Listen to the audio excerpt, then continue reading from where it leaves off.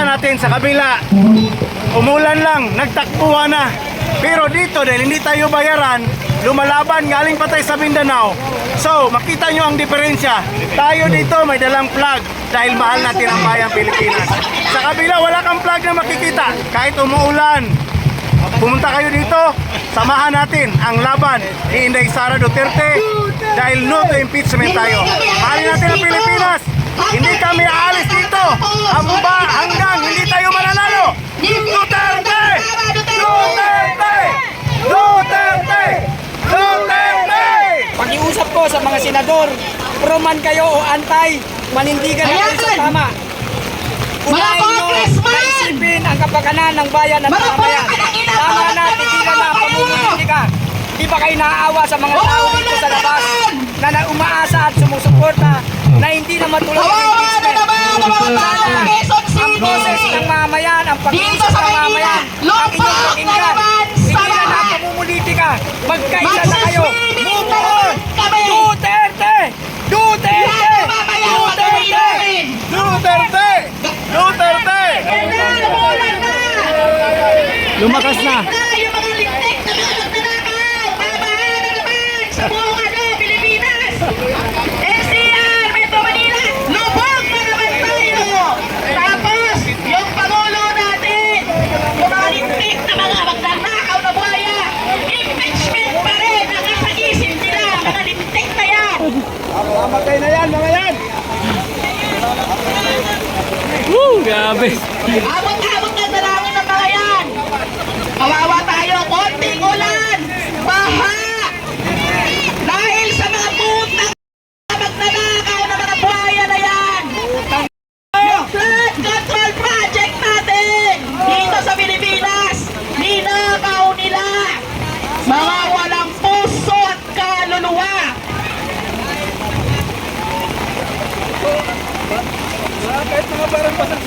Dito tayo. Sugod tayo. Yan ang unahin. Huwag na puro pamumulitika. Pakiusap ko sa mga senador, pro man kayo o antay, manindigan natin sa tama. Unahin nyo na isipin ang kapakanan ng bayan at mamamayan. Tama na, tigilan na, pamumulitika. Di ba kayo naaawa sa mga tao dito sa labas na umaasa at sumusuporta na hindi na matuloy ang impeachment? Sana ang boses ng mamayan, ang pag-iisip ng mamayan, ang inyong pakinggan. Tigilan na, pamumulitika. Magkaisa na kayo. Move on! Duterte! Duterte! Duterte! Duterte! Duterte! Sir King, magandang hapon. Yes. Ano po yung mensahe mo ngayon, sir, sa kaganapang dito sa may labas ng Senado? Ano po yung masasabi mo sa mga nangyayari? Masasabi ko lang na nakita natin sa kabila, umulan lang, nagtakbuhan na. Pero dito dahil hindi tayo bayaran, lumalaban galing pa tayo sa Mindanao. So makita nyo ang diferensya. Tayo dito may dalang flag dahil mahal natin ang bayang Pilipinas. Sa kabila wala kang flag na makikita. So kahit ano pang ulan yan, bagyo na yan, hindi yan makakasupil sa taong mga leader, sa mga vlogger ni Tatay Digong, sa vlogger ni Inday Sara na naniniwala na ang bayan at ang mamayan ay pagdating ng panahon ay mananalo rin. So sa mga malapit dyan na nananawagan ako dito sa Metro Manila, kahit umuulan, pumunta kayo dito, samahan natin ang laban ni Inday Sara Duterte dahil no to impeachment tayo. Mahalin natin ang Pilipinas. Hindi kami aalis dito hanggang hindi tayo mananalo. Duterte! Duterte! Duterte! Duterte! Ayan. Ayan po ang ating mga kabayan dito. Kahit po malakas sa ulan, mga kabayan, grabe. Rain or shine! Oh, dito naman po sa likuran natin. Mga kapulisan. Grabe. Rain or shine ba tayo dito, Sir King? Rain or shine ba? Yes, rain or shine tayo. And nakita nyo naman na ito yung pagmamahal natin sa bayan. Rain or shine, Duterte pa rin. So, lumalaban tayo mula EDSA, abot na naman sa Kongreso, abot na naman sa Senado. Next ito, Malacanang na. Na ito Tuloy ang laban. dapat tunang pansin ng Duterte ating pa rin. gobyerno. Sigurado po ako dyan. Ngayon, magpapasalamat po tayo. ipagdasal po natin ang ating Magic 13 sa Senado.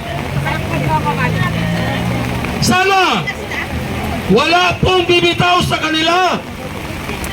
At kung pwede sana, madagdagan pa ang ating Magic 13 sa Senado. Alam niyo po kung bakit? Pilit po nilang isusulong. Actually para sa akin, yung impeachment talagang wala na yan. Lusaw na yan. Pero bakit nila pilit na papalitan ang liderato sa Senado? Unang rason, ayaw po nilang maungkat ang kanilang mga kaluguran, lalong-lalo na sa flood control.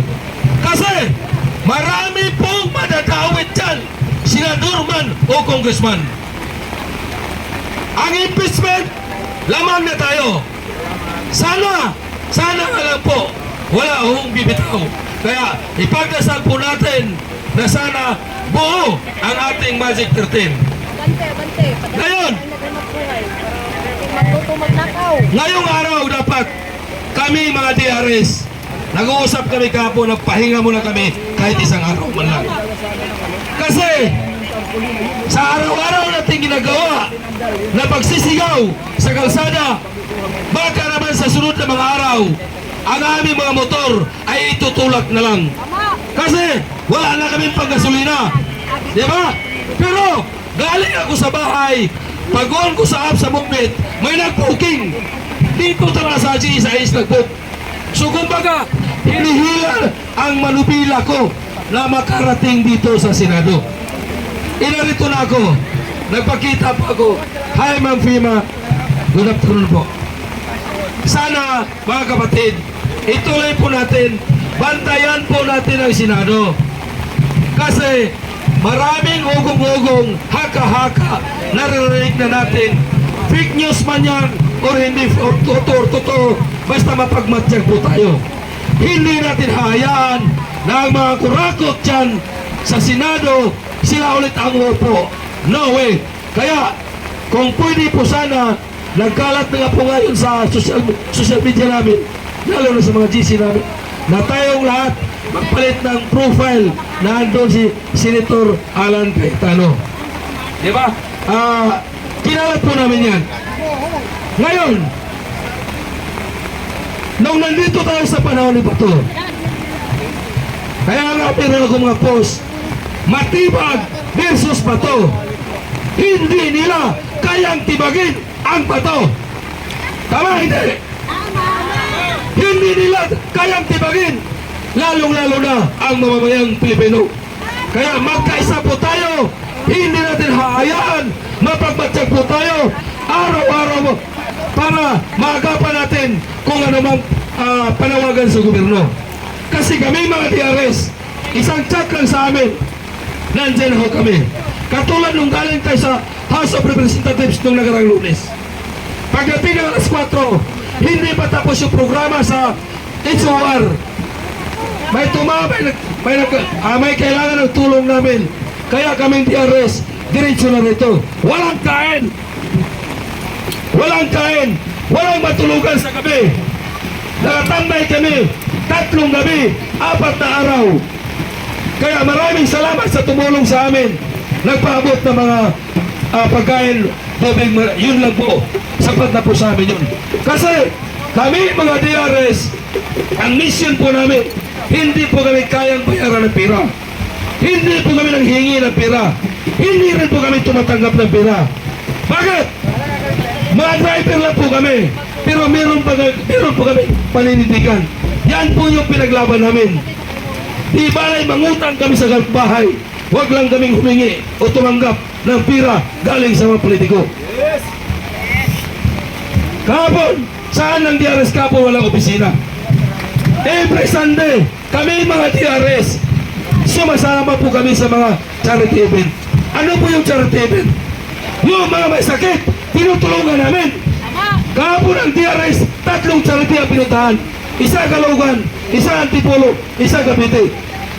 Kaya, yung mga nagbabalak na pumasok sa DRS, mag-isip-isip po kayo. Alam niyo kung bakit?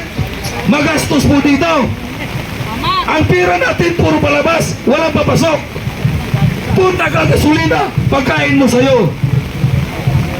Di ba? Kaya, ang pinaglaban po namin, ang panindigan po namin, ipaglaban ang katotohanan. DRS, number 1 na magbantay lalong-lalo na sa korupsyon. Kasi, pinanamana po namin yan noong panahon ni Tatay Digong. Kailan ba nabuo ang DRS? Nabuo ang grupo ng DRS, Duterte Radio Supporter, noong panahon na kinidnap si Tatay Digong. Ngayon, kikidnapin na naman nila si Bato. Kaya hindi na tayo papayag kasi noong panahon ni PRRD, wala tayong magawa. Gawa na nasa airport at saka hindi po tayo ready. Ngayon, sa panahon ni Senador Bato, meron na tayong experience noong panahon ni PRRD. Kaya talagang inagapan namin na hindi madukot si PRRD si Bato. Bakit natin kailangan dukutin ipadala sa dahig si Bato? Na meron man tayong Korte Suprema dito. Pangalawa, yung TRO, sa tingin nyo, may resulta na ba? Yung TRO, para sa akin, hindi po yan papaboran ng Supreme Court. Alam niyo kung bakit? Wala naman kasing kaso sa Bato. Bakit siya, bakit niya yung temporary, yung ipasura yung TRO ni Bato? Wala man siyang kaso dito sa Pilipinas. Kaya, sampahan nyo ng kaso. Di ba? Kaya, sa mga kasama natin dito sa kapulisan na naririto sa ilalim ng ulan, huwag ho kayong mag-alala mga sir. Kasi ang grupo po ng Maisog, kami po yung isang organisasyon na hindi nanggugulo. Kami na po dito ay sumisigaw. Kinalampak ang ating gobyerno na tutulog. Kasi hindi natin maramdaman na meron po tayong presidente na mamamahala sa Pilipinas. Kasi ang nagpapatakbo sa ating gobyerno, si Lisa, yung mga advisor niya. Kumbaga, si Bongbong Marcos, walang bayag yan. Hindi marunong mag-desisyon. Tingnan mo sa panahon ni PRRD, pandemic. 3 araw, 4 na araw, na isa batas agad ang Bayanihan 1. Naalala nyo ba? For this time, naipasa agad ang Bayanihan 1. Kaya, magkaisa tayo. Araw-araw, sa umaga, ang magkita-kita po tayo mga vloggers. Ang grupo na Maisog at TRS, alas 10 ng gabi, araw-araw hanggang Lunes hanggang Huwebes, nandyan po kami nag-iingay sa harap ng Korte Suprema. Pagkatapos doon, ang Maisog naman ay lilipat dito sa Senado. Kaya, ipagdasal po natin ang hinaing ng taong bayan, lalong-lalo na sa ating Magic 13 na mga senador, na sana ni isa sa inyo walang bibitaw. Kasi pag buo kayo, pagdating sa impeachment, kayo ay upo ng Senador Judge, sigurado 100% panalo tayo dahil walang impeachment na magagawa. So hanggang dito na lang po ako. Basta para sa Diyos, para sa bayan, at para sa kapwa, mabuhay po tayong lahat.